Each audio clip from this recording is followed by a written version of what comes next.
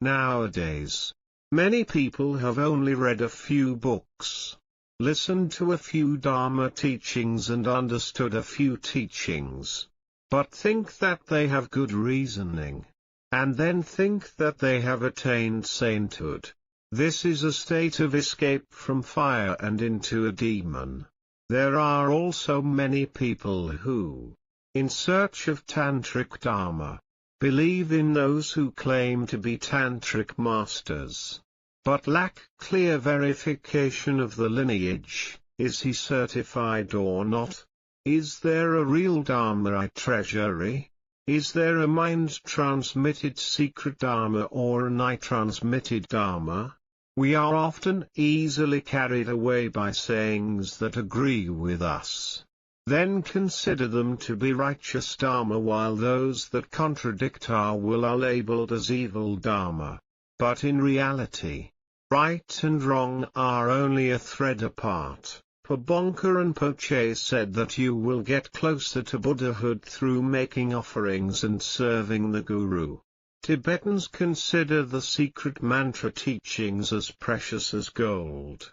In the past, when receiving the Dongchen empowerment, the master himself had to make an offering of gold to receive the empowerment.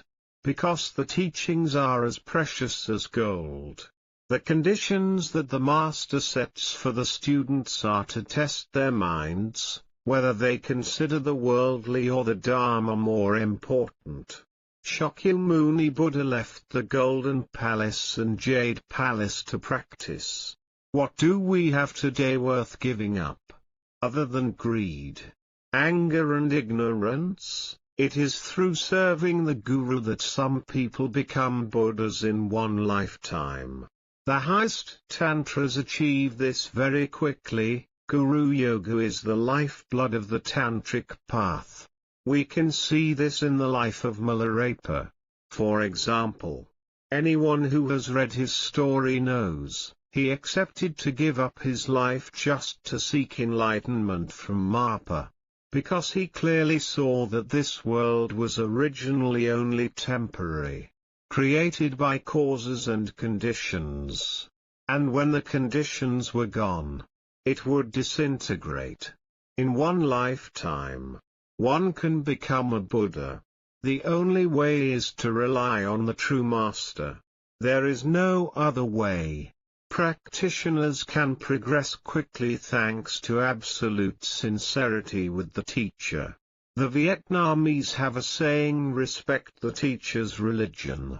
It should be understood that the monk is not only a teacher, but also a lamplighter, a torchbearer, a fire giver, and a guide. On the path of practicing Tantra, there are countless difficulties to go through. If one does not rely on the Guru, the practitioner cannot progress. A normal teacher only speaks pleasant words because he is afraid of offending his disciples and losing their benefits. But a tantric master will be willing to use nourishment to test his disciples' mind.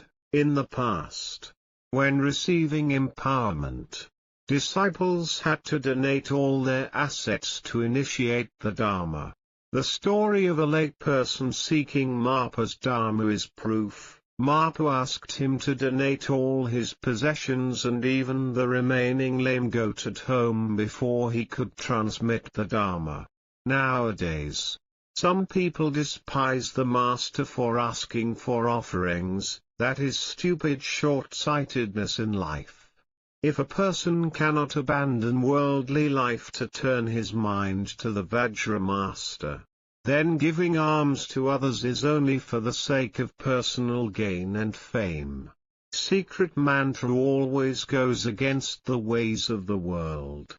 Even a Vajra master, the one who spreads the fire of enlightenment, the one who shows the path to liberation, had to go through countless austerities and arduous retreats to be able to pass on his practice experiences to his disciples. Not only that, The teacher often has to sacrifice his strength and even his life to bless and protect his students, bringing them from ordinary people to the status of saints. Imagine a person who is in a deep sleep and needs a special powerful means to wake him up. Likewise, a Vajra master must sacrifice himself to bless sentient beings, who are just strangers. Therefore, serving a Vajra master is far more beneficial than placing faith in an inanimate,